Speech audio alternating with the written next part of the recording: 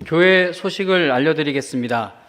그 우편으로 보내드린 교회 조직표가 있고, 그리고 이 온가족 새해 기도 제목 작성 카드가 있습니다.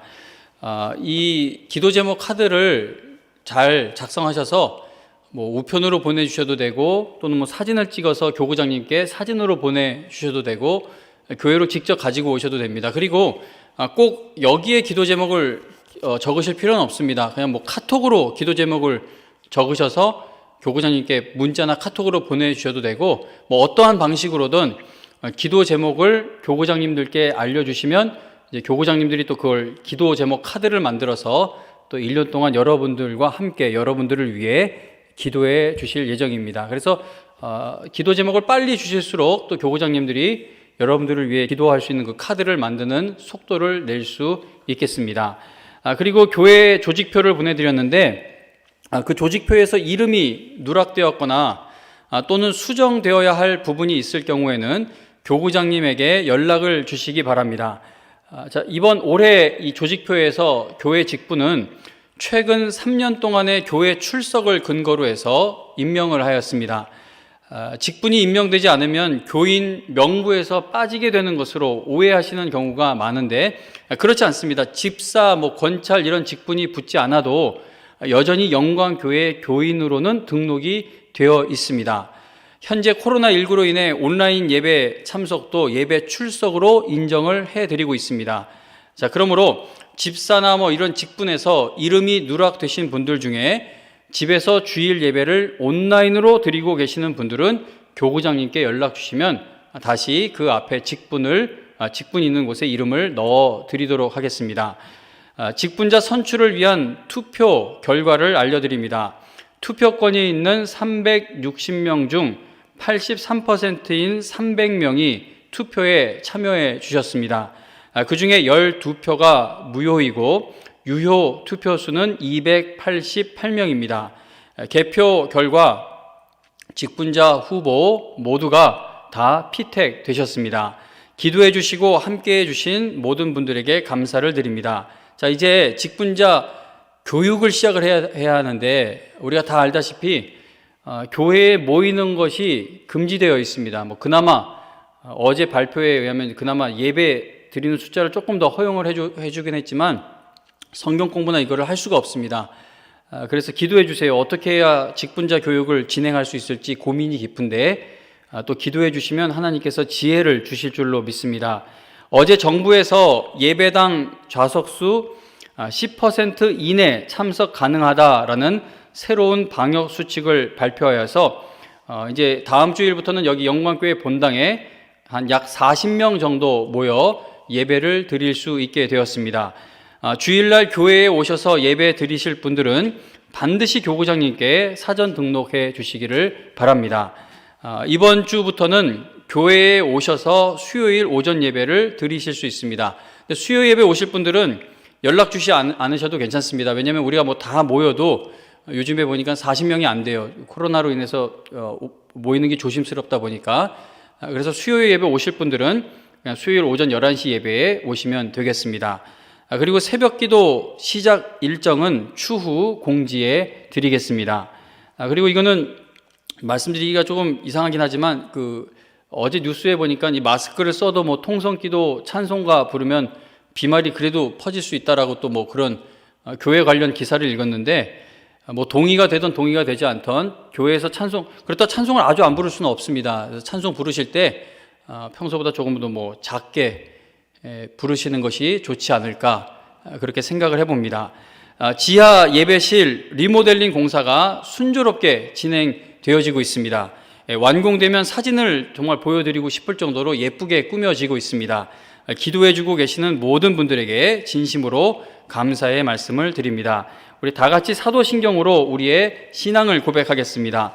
전능하사 천지를 만드신 하나님 아버지를 내가 믿사오며 그 외아들 우리 주 예수 그리스도를 믿사오니 이는 성령으로 잉태하사 동정녀 마리아에게 나시고 본디오 빌라도에게 고난을 받으사 십자가에 못 박혀 죽으시고 장사한 지 사흘 만에 죽은 자 가운데서 다시 살아나시며 하늘에 오르사 전능하신 하나님 우편에 앉아 계시다가 저리로서 산 자와 죽은 자를 심판하러 오시리라.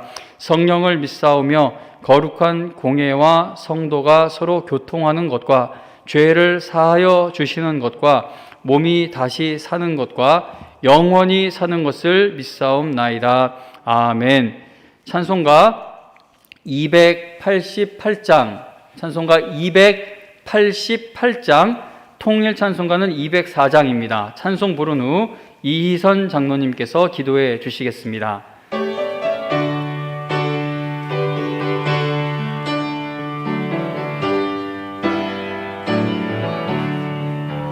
예수를 나의 구주 삼고 성령과 깨어서 거듭나니 이 세상에서 내 영혼이 하늘의 영광 누리도다.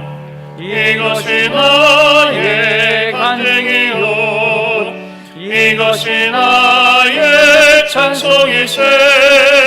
나 사는 동안 끊임없이 구주를 찬송하리로다. 온전히 주께 맡긴 내 영 사랑의 음성을 듣는 중에 천사들 왕래하는 것과 하늘의 영광 보리로다. 이것이 나의 간증이요 이것이 나의 찬송이세. 나 사는 동안 끊임없이 구주를 찬송하리로다. 주 안에 기쁨 누림으로 마음의 풍랑이 잔잔하니 세상과 나는 간 곳 없고 구속한 주만 보이로다. 이것이 나의 간증이요 이것이 나의 찬송이세. 나 사는 동안 끊임없이 구주를 찬송하리로다.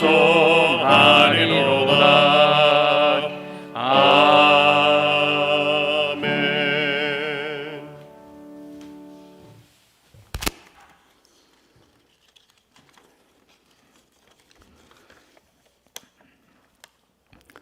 영원히 변화없으신 하나님을 찬양합니다.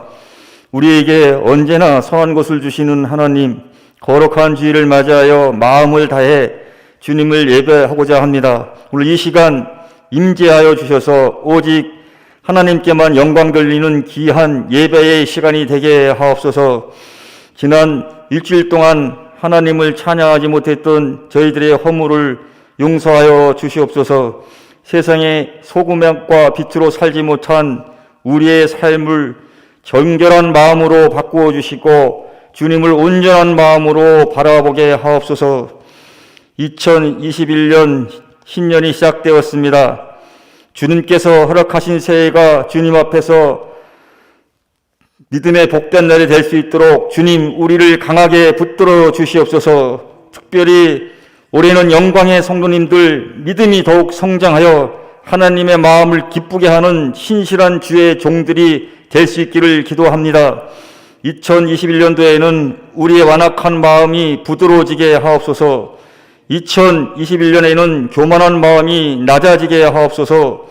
2021년에는 거짓된 마음이 정직되게 하옵소서.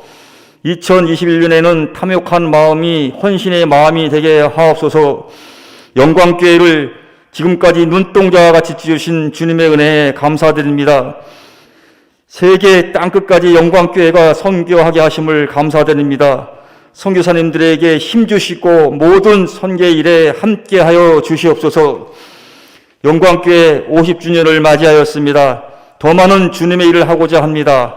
50주년을 맞이하여 2명의 장로님을 비롯하여 안수 집사님, 권사님들을 피택하여 주심을 감사드립니다. 영광의 성도들이 한 마음으로 기도하고 헌신하여 영광교회 50주년 행사가 은혜 가운데 치루어지기를 주님께 간절히 기도합니다. 특별히 오늘 예배에 참석하지 못한 아픈 영광의 성도님들을 위해서 기도할 때에 그들을 치유하여 주시고 위로하여 주시옵소서. 담임 목사님 말씀 전하십니다. 목사님 영육간에 강건케 하시고 목사님 전하시는 말씀에 은혜 받고 돌아가는 귀한 시간이 되게 하옵소서. 이 모든 말씀을 예수님의 이름으로 기도하옵나이다. 아멘.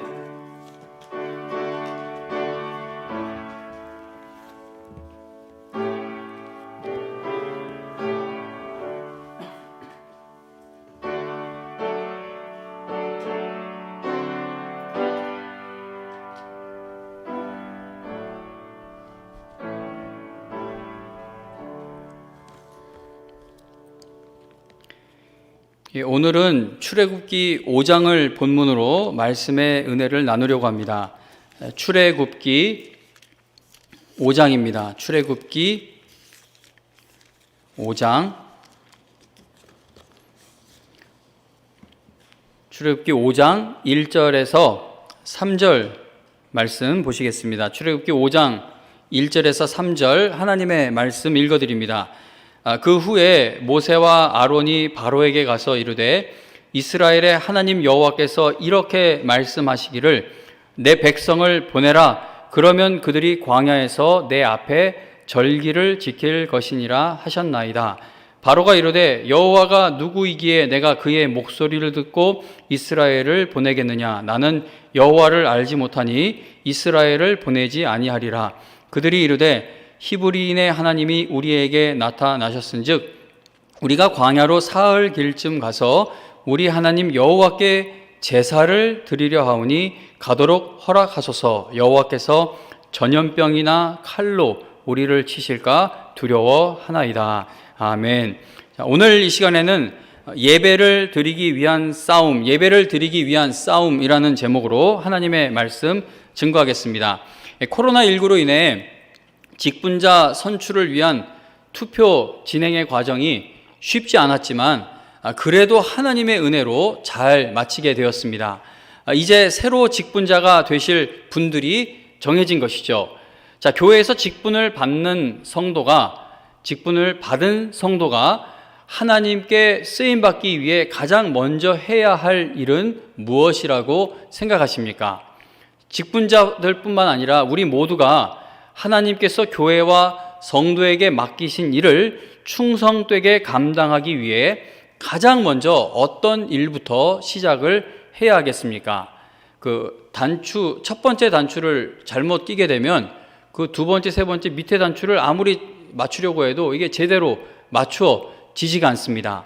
모든 일에는 순서가 있는데 중요한 일일수록 순서가 매우 중요합니다. 하나님께 쓰임받기 위해 준비해야 할 첫 단추는 무엇이라고 여러분들은 생각하십니까?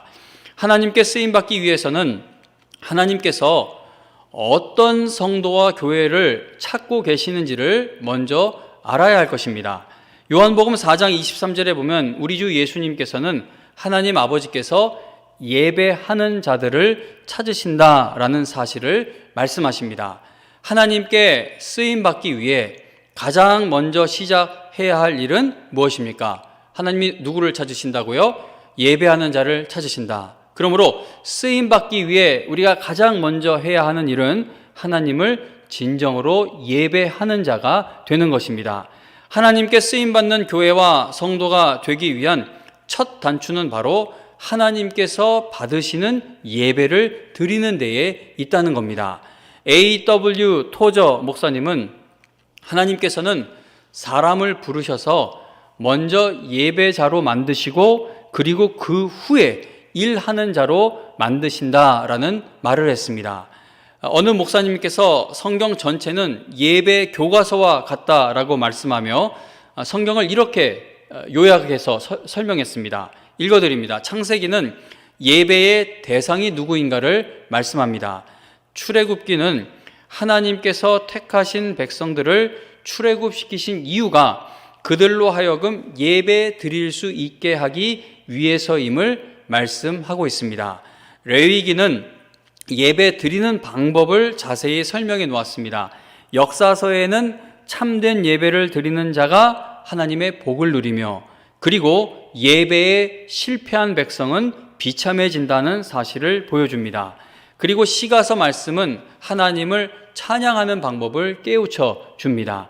선지서에는 하나님을 예배하는 것을 잊은 이스라엘 백성이 결국 바벨론의 침략을 당하여 망하게 되는 이야기와 예배를 회복하여 하나님께 다시 복 받는 이야기들로 가득합니다. 성경의 마지막 책인 요한계시록을 보아도 하늘에서 얼마나 엄청나고 영광스러운 예배가 지금 드려지고 있는지를 우리에게 보여줍니다. 성경은 하나님께서 받으시는 예배를 드리는 교회와 성도가 하나님의 영광을 위해 끝까지 쓰임받을 수 있다라는 사실을 보여주고 있는 것이죠. 하나님께서는 온 마음을 다해 예배하는 성도들을 사용하셔서 하나님의 일들을 이루어 가십니다. 그러므로 하나님을 대적하는 마귀는 교회와 성도가 바른 예배 드리는 것을 가장 싫어합니다. 왜냐하면 하나님은 예배하는 자를, 예배 드리는 참된 예배자들을 통해 하나님의 일을 이루어 가시기 때문에 사탄은 교회와 성도가 어떻게 해서든지 예배를 드리지 못하게 하려고 수단과 방법을 가리지 않고 우리를 공격해 옵니다. 구약 성경의 출애굽기 말씀은 하나님께서 이스라엘 백성을 구원하시고 인도하시는 과정을 보여줌으로써 성도의 구원의 여정을 깨닫게 해줍니다. 막 기독교 욕하는 사람들이 그러죠. 먼 나라, 외국 나라 역사를 그게 뭐가 우리한테 적용이 된다고 그걸 그렇게 믿냐 막 그러는데, 그렇지 않아요. 하나님께서 그 역사 속에서 특정한 시기에 특정한 나라를 택하셔서 그들과 교제하시고 그들을 구원하심으로써 하나님이 택하신 자를 어떻게 사랑하시고 어떻게 은혜를 베푸시고 구원해 주신다는 것의 의미가 무엇인지 하나님과 이스라엘 백성의 관계를 통해 우리를 보여주시는 것이죠. 그래서 이스라엘 백성과 하나님의 관계를 통해 하나님이 이 사랑으로 나를 사랑하시는구나, 이렇게 나에게 은혜를 베푸시는구나, 내가 이러한 과정을 통해 구원을 받게 된 것이구나 라는 것을 깨닫게 됩니다. 이스라엘 백성이 애굽에서 400년 넘는 세월 동안 종살이를 하고 있습니다. 그러한 때에 하나님께서 모세를 애굽의 바로 왕에게 보내셔서 이스라엘 백성을 놓아주라고, 그들을 보내라고 요구하십니다. 하나님께서는 모세를 통해 이스라엘 백성을 왜 출애굽시키시려고 하는지, 그 목적이 무엇인지를 분명하게 말씀해 주고 계십니다. 우리가 읽은 출애굽기 5장 1절에 보면 모세는 바로 왕에게 이스라엘의 하나님 여호와께서 이렇게 말씀하시기를, 무엇을 말씀하셨죠? 내 백성을 보내라. 백성을 보내라고 하는 이유가 무엇입니까? 그러면 그들이 광야에서 내 앞에 절기를 지킬 것이니라 하셨나이다 라고 말을 합니다. 그리고 우리가 읽은 3절에 보면 다시 한 번 더 모세가 바로에게 우리가 광야로 사흘길쯤 가서 우리 하나님 여호와께 제사를 드리려 하오니 가도록 허락하소서라고 말합니다. 그러니까 출애굽하려는 이유가 분명하죠. 이 출애굽기가 굉장히 길고 이스라엘 백성이 역사가 긴데 그 역사의 핵심이 무엇입니까? 예배라는 것이죠. 모세는 바로 왕에게 우리가 하나님께 예배 드려야 하니까 우리를 보내달라라고 말한 것입니다. 자, 이스라엘 백성이 예배 드리기 위해 애굽에서 나가야 한다라는 이 중심은 모세가 고안해내거나 모세가 생각해낸 것이 아니라 하나님께서 시작하신 일이고 하나님께서 정하신 것입니다. 그러니까 이스라엘 백성이 하나님을 예배하는 백성이 되게 하시기 위해 하나님께서 그들을 출애굽시키시기로 작정하셨다는 겁니다. 모세가 바로 왕에게 하나님께 예배 드려야 하니까 이스라엘 백성을 보내달라라고 하자 바로는 여호와가 누구이기에 내가 그의 목소리를 듣고 이스라엘을 보내겠느냐? 나는 여호와를 알지 못하니 이스라엘을 보내지 아니하리라라고 그렇게 대답을 합니다. 자, 이스라엘 백성은 애굽 사람들에게 학대당하고 있는 상황입니다. 애굽 사람들이 시키는 고된 노동으로 말미암아 이스라엘 백성은 탄식하며 부르짖고 있었다라고 출애굽기 2장에 기록이 되어 있습니다. 그런데 그 먹고 사는 게 너무나 고되고 하루하루 살아가는 것이 너무나 어려운 그 백성에게 하나님께 예배 드릴 수 있는 그 기회가 활짝 열리고 찾아오면서 그들의 상황이 더욱 악화된 겁니다. 예배 드릴 길이 열리면 이게 더 괜찮아져야 되는데 예배 드릴 기회가 찾아오면서 그들이 더욱더 고생을 하게 된 것이죠. 바로 왕은 이스라엘 백성이 하나님께 예배 드리러 가는 것을 막는 것에서 그치지 않고 이스라엘 백성을 더욱 학대하기 시작했습니다. 모세가 전하는 하나님의 말씀을 들은 바로 왕은 그날부터 이스라엘 백성들에게 벽돌 만들 재료를 스스로들 구해와서 벽돌을 만들게 했습니다. 지금 노동을 시키는데 그 노동하는 일에 필요한 재료를 지금까지 공급해 줬어요. 근데 예배 드리러 나가야 한다고 하니까 이제부터는 그 재료도 니네들이 구해와서 똑같은 분량을 만들어내라. 이제 그렇게 고통을 주기 시작합니다. 이스라엘 백성이 견딜 수 없을 정도로 노동의 강도를 높인 겁니다. 성경에서 애굽이나 바벨론은 단지 과거 역사 속에 존재했던 나라로만 등장하는 것이 아니라 하나님을 대적하는 이 세상의 모습을 대표하는 것으로 나타납니다. 그러므로 예배를 통해 택하신 백성과 교제하기로 작정하신 하나님과 그 예배를 드리지 못하도록 힘을 다해 방해하는 애굽의 바로 왕과의 이 싸움은, 하나님과 바로 왕과의 이 싸움은 하나님과 하나님을 대적하는 세상의 싸움을 우리에게 보여주는 것으로 볼 수 있습니다. 세상이 하나님을 대적하는 가장 대표적인 모습 중에 하나가 교회와 성도의 예배를 방해하는 것입니다. 예배를 방해하는 세상이 늘 이기는 것처럼 보이죠. 왜냐하면 예배를 방해하는 세상은 힘을 갖고 있기 때문입니다.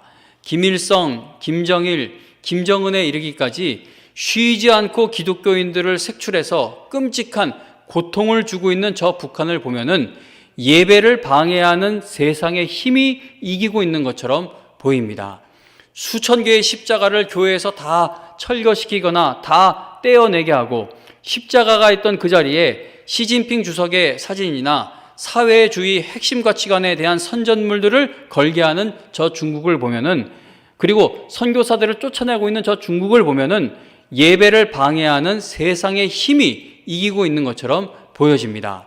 오늘도 지구촌 곳곳에는 예배를 드리기 위해서 목숨 걸어야 하는 성도들이 얼마나 많은지 모릅니다.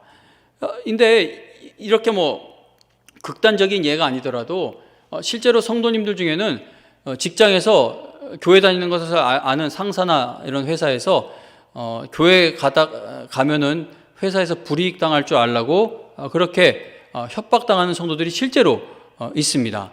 그래서 저희 교회는 제가 직접 통화를 못 해봤는데 다른 목사님들하고 얘기를 하다 보면 교회를 한 번도 못 나오고 있어서, 코로나가 발생하고 나서 못 나오고 있어서 전화 신방을 해보면은 회사에서 교회 나가면은 그렇게 한다고 합니다 라고 어쩔 수가 없다고 속상해하는 분들이 많다고 합니다.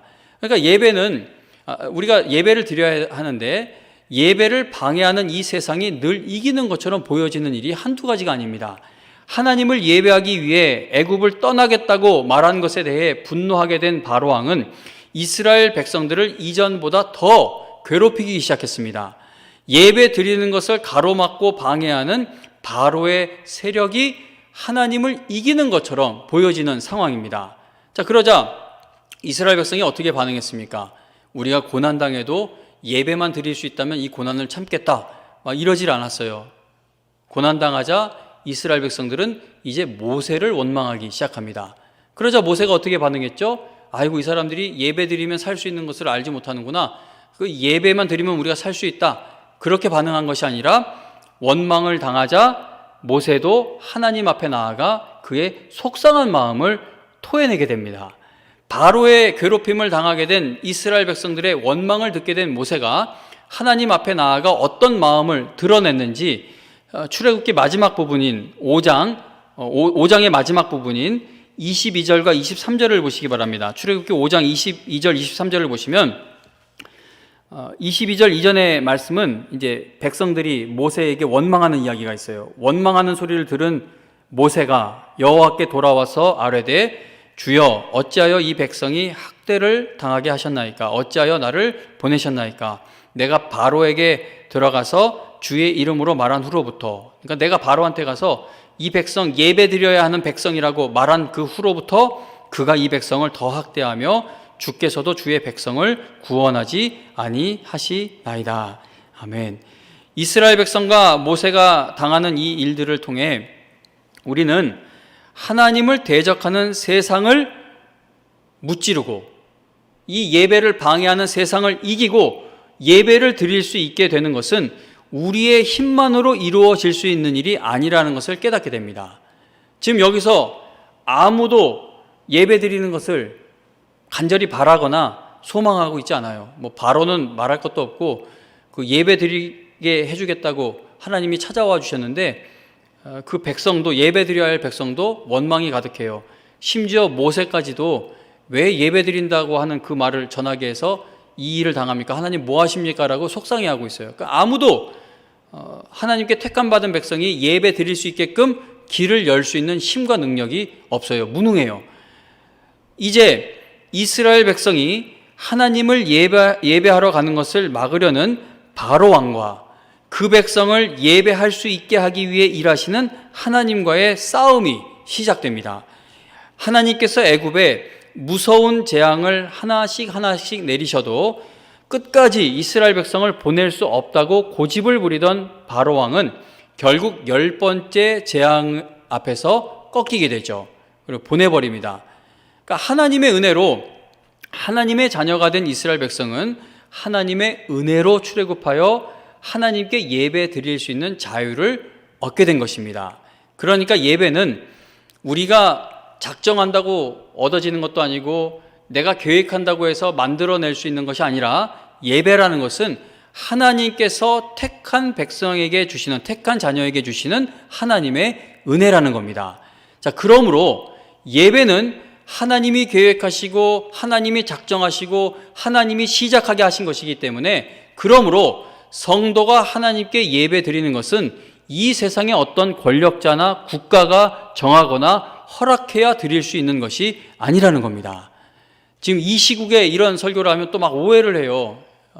우파냐 좌파냐 막 얘기를 하는데, 영광교회 성도님들은 너무나 잘 아시듯이 저는 지금 정부에서 이렇게 지침 내리는 것 그 이상으로 철저히 지키고 있습니다. 그런데 제가 정말 우려되는 것은 유명한 목사님들이나 아니면 뭐 학자들이나 이런 분들이 이걸 교회의 예배가 마치 정부가 열어주고 닫는 것에 달려있는 것처럼 그렇게 오해하도록 얘기한다는 겁니다. 이렇게 온라인 예배 드리는 것이 어떻게 제2의 종교 개혁이 될 수가 있습니까? 아무리 많은 사람들이 그 목사님을 존경하고 그 목사님이 모범이 된다 해도 그거는 결코 동의될 수 있는 이야기가 아닙니다. 하나님께 예배 드리는 것은 하나님이 주관하시고 하나님만이 허락하시는 일이지, 이거는 어떤 국가나 지도자가 허락하거나 금지할 수 있는 일이 아니라는 겁니다. 성경의 인물들을 보면은 하나님을 예배하는 모습을 지키는 것에 있어서 절대 타협함이 없습니다. 제일 유명한 이야기 중에 하나가 다니엘의 세 친구이죠. 느부갓네살의 신상에 절하지 않음으로 인해, 그러니까 예배의 모습을 조금도 타협하지 않기 위해 풀무불에 던져지게 됩니다. 다니엘은 단 30일 동안만 창문을 닫고 몰래 기도하면 안전할 수 있었죠. 그러니까 단 30일 동안만 예배의 형식을 조금만 바꾸면, 예배를 조금만 포기하면, 조금만 더 눈치 보고 예배를 드리면 다니엘은 안전할 수 있었을 겁니다. 그러나 그는 윗방에 올라가 예루살렘으로 향한 창문을 열고 전에 하던 대로 하루 3번씩 무릎을 꿇고 기도하는 것을 멈추지 않음으로 인해 사자굴에 던져지게 됩니다. 초대교회를 생각해 보시기 바랍니다. 그 거대한 제국의 황제들이 초대교회 성도들을 잔인하게 핍박하며 예배 드리지 못하도록 협박했습니다. 그러나 초대교회 성도들은 이 땅의 권력자들에게 복종하지 않고 하나님을 예배하는 것을 멈추지 않았습니다. 도망가서라도 예배를 드렸고 지하 동굴로 숨어서라도 예배를 드렸습니다.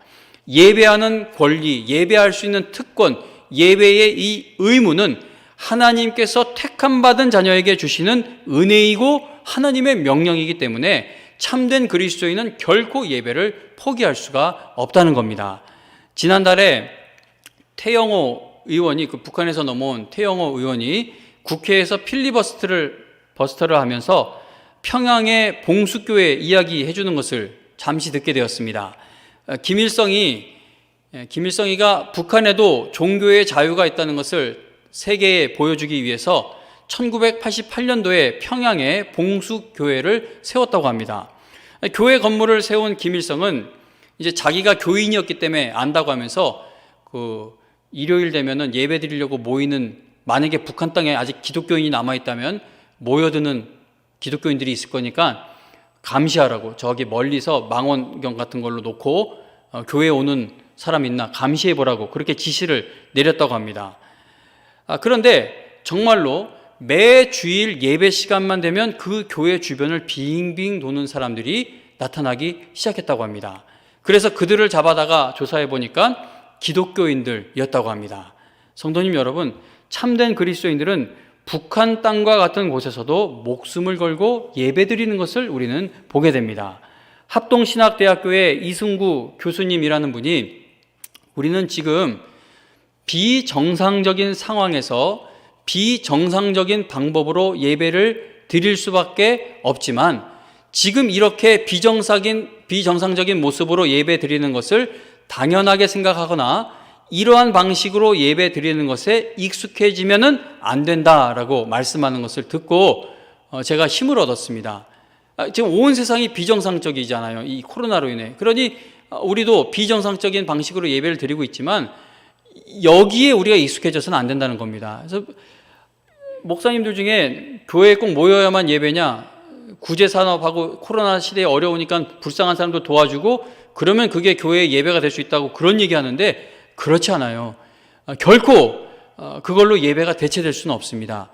우리는 교회에 다시 모이게 될 날을 갈망해야 합니다. 저는 이번 기회에 영광교회 주일 저녁 예배가 다시 생기면 어떨까라는 생각도 해보게 되었습니다. 성도가 교회에 다시 모여 함께 교제를 나누고 성찬에 함께 참여하고 함께 합심하여 기도하며 예배 드릴 수 있게 되기를 위해 우리는 마음을 다해 간구해야 할 것입니다. 비대면 예배가 지속되는 가운데 어느 성도님은 그동안 모아둔 그 헌금을 이제 교회로 가지고 와서 교회에 드리려고 가지고 오셨는데, 헌금을 주시고는 좀 이렇게 미안해 할 일이 아닌데 미안해 하시면서 잠깐 저 예배당에서 기도 좀 하고 가도 되겠냐라고 물어보시는데 마음이 너무 아팠어요. 얼마나 이 교회 가는 게 세상에서 눈치를 주면 잠깐 그 빈 예배당에서 기도하고 가는 것도 목사에게 쩔쩔매면서 부탁을 하는 세상이 되었나, 마음이 많이 아팠죠. 세상 사람들이 보면 웃죠. 헌금 가지고 교회 가는 것도 미쳤다고 하는데 이 시국에 예배당 가서 교회한다는 그 모습이 얼마나 한심하게 세상에 사람들에겐 보이겠습니까? 한 번은 비대면 예배 지난번에 계속 드리는데, 이제 한밤중에 제가 길고양이 밥 주기 위해서 고양이 밥을 들고 주차장에 나갔는데 주차장에서 누가 저를 쳐다보는 거예요. 이제 제가 밤이 되면 시력이 너무 떨어져서 잘 안 보여요. 그래서 쳐다보길래 같이 이렇게 쳐다보는데 인사를 하십니다. 그래서 가까이 가서 봤더니 우리 교회 권사님이세요. 한밤중에 교회 주차장엔 어쩐 일로 오셨냐라고 했더니 뭐를 사러 나오셨다가 교회 마당에 잠시 들려 기도하고 가려고 이렇게 잠시 왔다라고 말씀하는 겁니다. 그리고 또 한 번은 금요일 밤 한 10시쯤 제가 이제 교회를 둘러보고 쓰레기를 버리러 나갔는데 교회 주차장 저기 저 어두운 곳에 누군가 앉아 있는 거예요. 그래서 또 담배 피고 담배 꽁초 버리고 가려고 왔나 보다 생각해서 뭐라고 못해요. 겁이 많아서 그냥 눈치만 주지. 그래서 눈치 주려고 갔더니 교회 성도님이세요. 금요 기도회를 드릴 수가 없으니까 교회 마당 한 구석에 나와 앉아 잠깐이라도 기도를 하러 오신 겁니다. 자, 많은 사람들이 볼 때 쓸데없는 짓인 것 같고 이상한 모습처럼 생각되죠. 야, 꼭 교회에 가서 그렇게 기도하고 교회에 가서 말씀 듣고 교회에 가서 그렇게 하나님을 만나야만 예배냐? 이 시국에 이런 모습은 이해가 되지 않는 모습이고 참 한심하고 멍청해 보이는 모습이기도 합니다. 그러나 성도님 여러분, 이 연약한 모습으로 예배의 자리를 간절하게 사모하는 그 성도들을 위해서라도 하나님께서 이 코로나를 극복할 수 있는 길을 열어 주실 줄로 믿고 저는 기도합니다. 하나님께서 교회를 불쌍히 여기셔서 예배의 은혜, 모이는 은혜를 간절히 사모하는 교회와 성도들을 불쌍히 여기셔서라도 이 코로나가 극복되는 길을 열어 주실 줄로 믿습니다. 모이기를 패하지 말고 함께 예배를 드리라는 것, 주님께서 다시 오시는 그날까지 세례와 성찬을 거행하라는 것, 성도가 합심하여 구하라는 것, 이 모든 예배의 모습들은 주님께서 우리 성도와 교회에게 명령하신 일들이니 이 명령에 순종할 수 있는 은혜를 반드시 베풀어 주시는 날이 곧 오게 될 줄로 믿는다는 겁니다. 그날이 올 때까지 우리는 마음을 다해 예배의 은혜를 사모하고 교회에 모이게 될 날을 위해 기도해야 할 것입니다. 하나님께서는 예배하는 자들을 찾고 계십니다. 하나님께서 일꾼을 찾으시는 기준이 복잡하지 않습니다. 마음을 다해 하나님을 예배하는 자를 찾고 계십니다. 성경의 인물들도 모두 예배 드릴 때 쓰임받았고 예배에 실패할 때 실패했죠. 아브라함이 이사하는 곳마다 단을 쌓고 예배를 드렸어요. 그때마다 막 하나님 만나고 늘 다시 마음을 다잡을 수가 있었죠. 그러나 애굽에 내려갔을 때는 예배를 드리지 않았습니다. 거기서 실패가 있었던 거죠. 야곱을 보시기 바라요. 얼마나 막 왔다 갔다 합니까? 그래도 돌단을 쌓을 때마다 예배를 드릴 때마다 하나님이 복 주시는 길로 늘 돌아올 수 있는 힘을 내었던 것을 우리는 보게 됩니다. 그러니까 예배에 성공하면 하나님께 쓰임받는 것이고 예배에 실패하면 성도는 실패하게 된다는 겁니다. 하나님께서는 영과 진리로 예배하는 자를 찾고 계시고 예배하는 자를 찾으셔서 복을 주십니다. 그러므로 예배가 우리 삶의 구심점과 기준이 되어야겠습니다.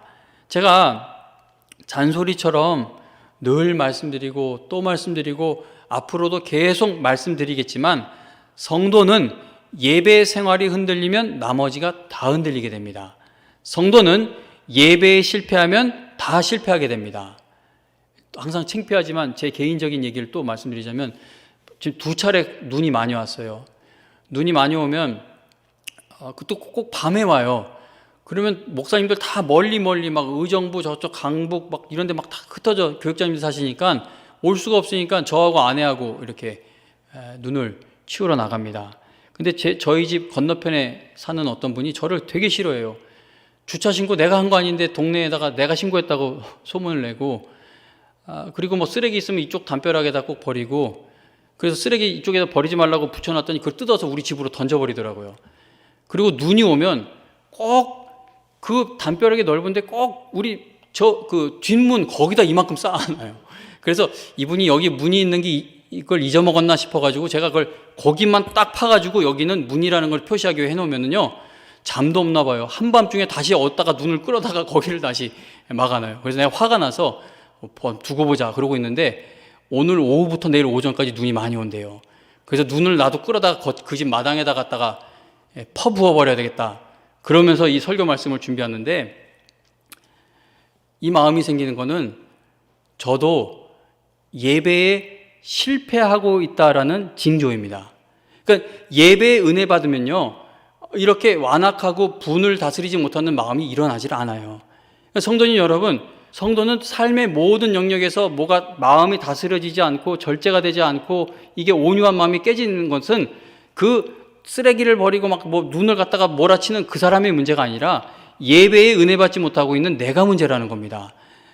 이게 참 우스운 예 같지만 저는 그런 일이 발견될 때마다 다시 마음을 다잡아요. 그래서 눈을 쌓아 놓으면은 나가서 그냥 조용히 그 눈, 애써서 쌓아 주셨구나. 내가 옆으로 좀 옮겨드려야 되겠다라는 마음을 먹으면 되는데 그 마음이 예배에 은혜 받을 때 그 마음이 가능하게 된다는 겁니다. 그래서 성도는 모든 영역에서 예배에 성공하면 성공하는 것이고 예배에 실패하면 실패하게 됩니다. 예배에 은혜 받지 못하거나 잘못된 예배를 드리면서 신앙이 든든히 서 있는 경우는 아직까지 단 한 번도 본 적이 없고 그리고 제가 이건 확실하게 말씀드릴 수 있어요. 예수님 이 땅에 다시 오시는 날까지 예배에 은혜 받지 못하면서 신앙에 든든히 서 있을 수 있는 성도는 절대 없을 겁니다. 예배에 은혜 받아야 한다는 것이죠. 가인이 미움과 분노를 앞세운 잘못된 예배를 드렸을 때 그는 형제를 살인하는, 죽이는 살인자가 되었습니다. 이스라엘 백성은 하나님을 예배하는 것을 실패했을 때마다 나라를 잃거나 비참한 일들을 당하게 되었습니다. 우리는 살아가면서 실패하는 일이 얼마나 많은지 모릅니다. 그러나 성도님 여러분, 예배 드리는 것만큼은 실패하지 말아야 합니다.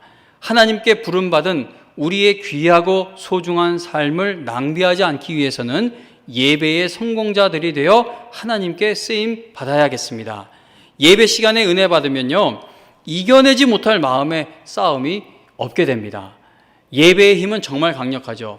예배 드릴 힘을 잃은 심령 안에 어두운 생각이 밀려 들어오는 것이고 사탄이 틈을 타는 것이고 시험에 들게 되는 겁니다. 믿음이 흔들리기 전에 예배로 무장해 있어야 합니다. 그리고 믿음이 흔들리고 있는 분이 계시다면 예배를 많이 드리시길 바랍니다. 예전에 김동호 목사님이 기독교 방송에 나와서 강의하는데 본인은 본인 교회 성도들에게 수요 예배도 나오지 말라고 하신대요. 뭐 맨날 우리끼리 모여서 예배 드리면 뭐하냐, 좀 나가서 믿지 않는 사람들하고 교제를 나누라고 하는데 그게 그렇게 바람직한 일은 아닙니다. 예배는요, 다른 것을 포기하더라도 한 번이라도 더 나와 예배 드리는 것이 우리의 영에 매우 유익합니다. 내 불신앙이 깨지기까지, 내 의심이 깨지기까지, 내 완악한 마음이 깨지기까지, 이웃을 향한 그 미움의 마음이 깨지기까지 예배의 자리에 한번 나와 보시기를 바랍니다. 토저 목사님은 이것이 예배이다 라는 책에서 이러한 말을 합니다. 제가 이 목사님 글 한 부분을 읽어드릴게요. 사랑하는 형제 자매들이여, 우리 주님이 동정녀 마리아에게서 나시고 본디오 빌라도에게 고난을 받으사 십자가에서 죽으시고 장사되신 이유는 우리 주님이 죽음을 이기시고 무덤에서 다시 사신 이유는 우리 같은 반역자를 예배자로 바꾸어 놓으시기 위해서입니다. 제가 강조하고 싶은 것은 하나님께서 일꾼보다 예배자를 찾으신다는 겁니다. 그러나 우리는 이 사실을 깨닫지 못하고 오히려 큰 착각에 빠져 있습니다. 우리는 하나님을 마치 일손이 부족해 쩔쩔매고 있는 공사 감독쯤으로 착각합니다. 그러나 하나님은 우리 중 그 누구도 필요로 하지 않으십니다. 하나님은 이 도시에 그 누구도 필요로 하지 않으십니다. 만일 내일 아침 7시 20분에 원자폭탄이 터져서 이 도시가 지도에서 싹 사라지게 된다 할지라도 우리 주 하나님은 아무것도 잃지 않으실 것입니다. 왜냐하면 하나님의 계획을 이루기 위해 우리의 도움이 필요하신 것이 아니기 때문입니다. 그런데도 우리는 하나님께 우리가 필요하다라는 착각을 합니다. 우리는 하나님이 누구의 도움을 받지 않고는 일하실 수가 없기 때문에 일꾼을 찾고 계신다라고 착각을 하며 나는 주님을 위해 일하러 간다라고 말하곤 합니다. 자, 물론 저는 우리가 주님을 위해 일해서는 안 된다라고 말하는 것이 아닙니다. 제가 말씀드리고자 하는 것은 우리는 하나님의 은혜에 힘입어서 일해야 한다라는 것입니다. 제가 강조하고 싶은 것은 우리가 먼저 예배자가 된 다음 일꾼이 되어야 한다는 겁니다. 다시 말하지만 하나님은 일꾼보다 먼저 예배자를 원하십니다. 하나님이 우리를 부르신 것은 우리가 창조의 목적에 따라 하나님을 예배하고 영원히 하나님을 즐거워하도록 만들기 위해서입니다. 따라서 우리는 충만하고 깊은 예배를 드린 후에 일을 해야 합니다. 하나님께서 이스라엘 백성을 출애굽시키신 목적은 그들이 하나님을 예배하는 백성이 되게 하시기 위해서입니다. 이스라엘 백성의 실패는 물질이나 건강이나 이 군사력의 부족함에 있지 않았습니다.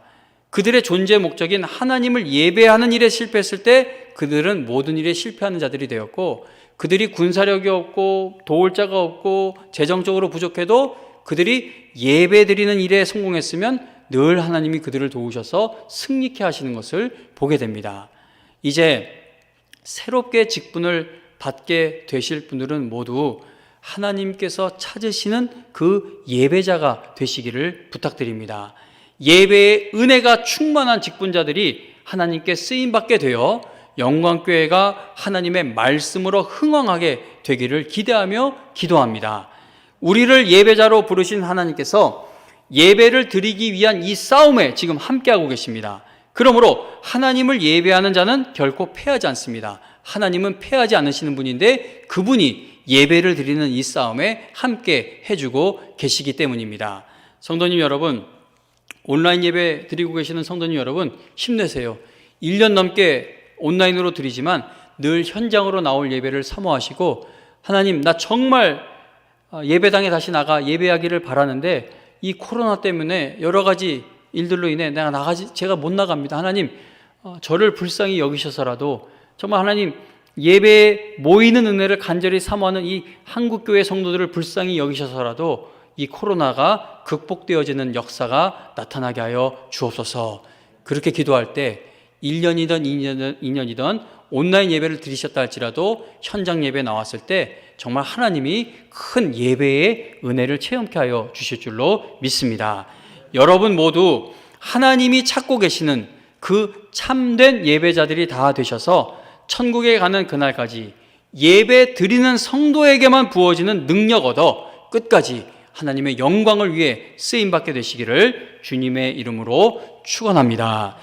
찬송가 9장입니다. 찬송가 9장, 통일 찬송가로는 53장 부르시면서 준비한 헌금 드리겠습니다.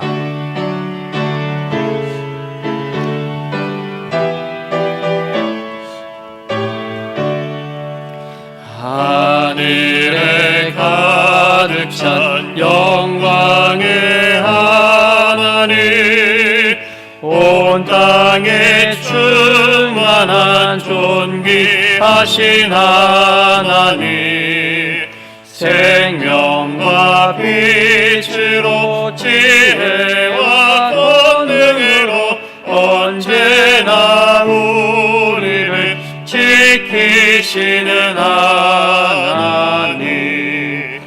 성부와 성자와 성령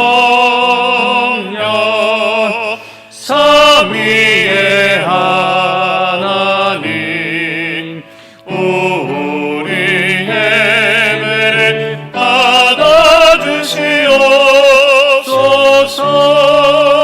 사랑이 넘치는 자비하신 하나님, 은혜가 풍성한 구원의 하나님, 자매의 심령에 평안을 주시옵고 죄악과 허물을 용서하여 주소서. 찬송과 영광과 생명 구원의 하나님, 우리 예배를 받아주시옵소서. 연약한 심령에 굳게 세워주시고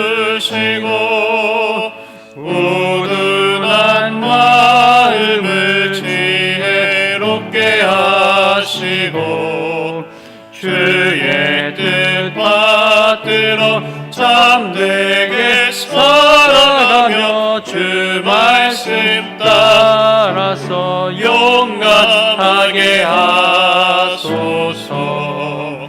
권능과 지혜와 사랑 은혜의 하나님, 우리 예배를 받아주시옵소서. 주 앞에 나올 때 우리 마음 기쁘고 그 말씀 힘내어 새 희망이 솟는다. 고난도 슬픔도 이기게 하시옵고 영원에 잇대어 살아가게 하소서.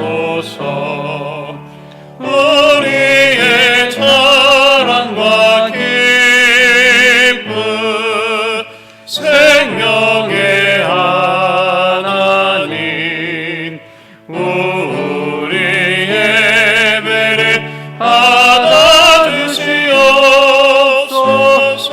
4절만요. 주 앞에 나올 때 우리 마음 기쁘고 그 말씀 힘내어 새 희망이 솟는다. 고난도 슬픔도 이기게 하시옵고 영원에 잇대어 살아가게 하소서. 우리의 자랑과 기쁨 생명의 하나님, 우리의 예배를 받아주시옵소서.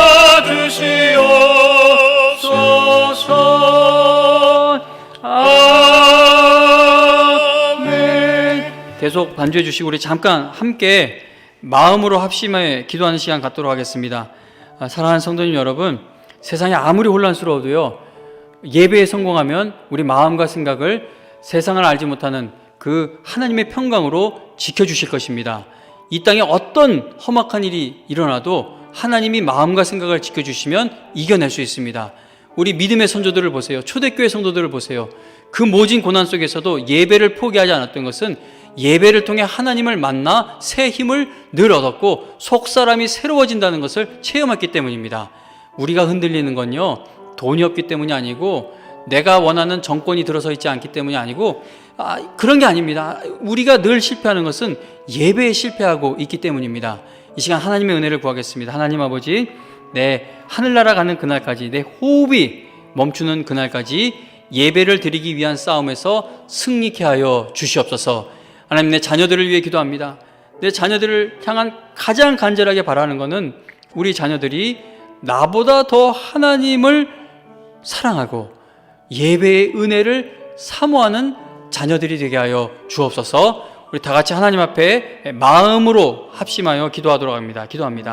하나님 아버지, 이 자리에 나왔습니다. 우리가 실패하는 것 다른 데 있지 않습니다. 성도는 예배에 실패하면 모든 일에 실패하게 됩니다. 아니, 어떤 고난과 슬픔이 와도 예배의 성공자가 되고 예배의 은혜 받으면 이겨내지 못할 난관이나 환란이 없을 줄로 압니다. 주님, 우리를 불쌍히 여기셔서 다시 모이는 예배가 가능케 하여 주시길 바랍니다. 그때까지 온라인으로 예배드리는 성도를 불쌍히 여기셔서 하나님, 영상으로 드리는 예배이지만 예배당에 나와 있는 것 이상으로 큰 은혜를 체험하는 예배의 은혜가 충만한 각 가정에서의 예배, 온라인 예배가 되게 하여 주실 간절히 바랍니다. 하나님 아버지, 우리를 불쌍히 여기셔서 다시 우리가 모여 성도의 교제를 나누며 예배 드릴 수 있는 날이 오게 하여 주십시오. 하나님, 이제 그만 이 코로나가 멈추게 하여 주시고, 하나님, 이제 그만 이 코로나가 물러가게 하여 주시옵소서. 교회를 위하여 질병을 치료하여 주시옵소서. 예수님의 이름으로 기도합니다. 아멘. 하나님 아버지, 우리 영광의 성도님들 호흡이 멈추는 그날까지 이 땅에서 예배자로 살게 하여 주셔서 하늘에서 드려지고 있는 그 영광스러운 예배에 참여하게 되는 복된 성도들이 다 되게 하여 주시옵소서. 하나님, 부산 세계로 교회를 비롯해 예배를 방역수칙을 잘 지키며 예배를 드리다가 폐쇄된 교회들이 있습니다. 저는 그렇게 할 용기가 없는 부끄러운 사람이지만 예배 드리다가 폐쇄되는 교회들 불쌍히 여기셔서 그 교회를 지키시고 성도들을 지키셔서 그 예배의 힘을 끝까지 지켜나가는 그 교회들 되고 또 한국의 모든 교회들이 되게 하여 주시옵소서. 하나님 아버지, 오늘도 예배 드릴 수 있는 힘 주신 것 감사드리고, 또 하나님, 온라인으로 예배 드리고 계시는 성도님들, 영상으로 드리는 예배이지만 이 현장에 나와 있는 것 이상으로 늘 정말 마음을 다해 드리는 예배라면 영상 드리는 예배 속에서도 큰 예배의 은혜를 체험케 하여 주시옵소서.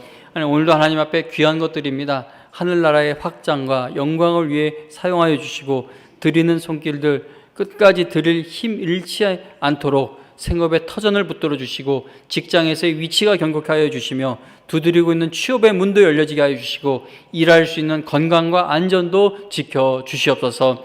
하나님 아버지, 이 시간 이곳에 나와 예배 드리는 것, 또 영상으로 온라인 예배 드리는 것 하나님의 은혜로 예배 드렸습니다. 다가오는 한 주간도 어떤 일이 우리의 마음을 뒤흔들던 은혜 받은 이 마음 갖고 승리케 하여 주실 줄로 믿고 감사드리며 예수님의 이름으로 기도합니다. 아멘.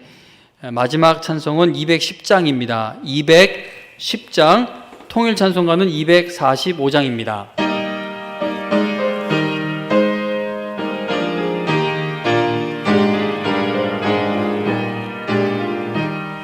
시온 성과 같은 교회 그의 영광 한없다. 허락하신 말씀대로 주가 친히 세웠다. 반석 위에 세운 교회 흔들자가 누구랴. 모든 원수의 역사도 아무 근심 없도다. 생명샘이 솟아나와 모든 성도 마시니 언제든지 흘러넘쳐 부족함이 없도다. 이런 물이 흘러가니 목마를 자 누구랴. 주의 은혜 풍족하여 넘치고도 넘친다. 주의 은혜 내가 받아 시온 백성 되는데 세상 사람 비방해도 주를 찬송하리라. 세상 헛된 모든 영광 하지만 개 같으나 주의 자녀 받을 복은 영원 무궁하도다.